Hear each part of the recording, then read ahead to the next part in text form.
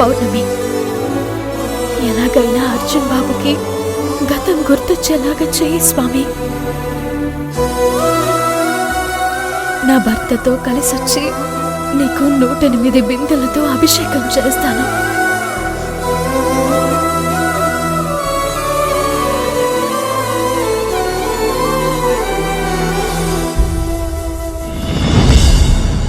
కావేరి పొన్ను, ఏంది ఆలోచిస్తున్నావు? చంద్రోదయం అవుతుంది, కానివ్వు.